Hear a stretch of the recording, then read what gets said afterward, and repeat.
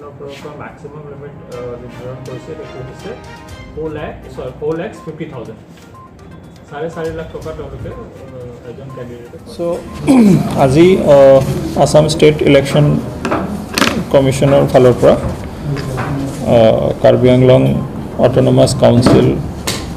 election 2022 যি notification আছে নোটিফিকেশনটো already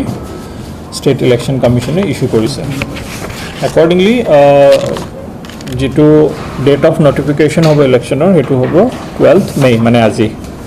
আৰু যেটো নমিনেশন কৰাৰ লাষ্ট ডেট হ'ব এটো হ'ব 23rd of May আৰু যিখিনি আমি নমিনেশন পেপাৰ পাম সেইখিনিৰ স্ক্ৰুটিনি আমি 24 তাৰিখে কৰিম আৰু যদি কোনো ক্যান্ডিডেটে তেওঁলোকৰ নমিনেশন উইথড্ৰ কৰিব বিচাৰে হেতু তেওঁলোকে 24 তাৰিখে কৰিব পাৰিব আৰু যিখন এক second publication of list of valid nominations হেতু আমি 24 তাৰিখে কৰিম আৰু যেটো পোলিং হ'ব পোলিংটো 8 জুন তাৰিখত হ'ব ৰাতিপুৱা 7:30 বজাৰ পৰা সন্ধিয়া 4:30 বজালৈকে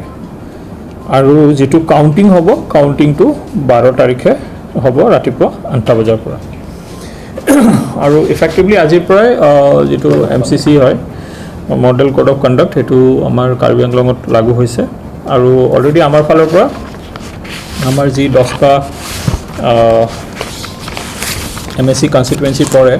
তাৰ কাৰণে যিখন ফৰ্ম 1 নোটিস অফ ইলেকশন হয় হেতু অলৰেডি আমি ইস্যু কৰিছো সো ইয়াতে যিসকল আমাৰ 10টা এমএসসি কাৰণে অথৰাইজ অফিচাৰ আছে তেওঁলোকক আমাৰ ডিসি অফিস ক্যাম্পাসতে 10টা প্লেস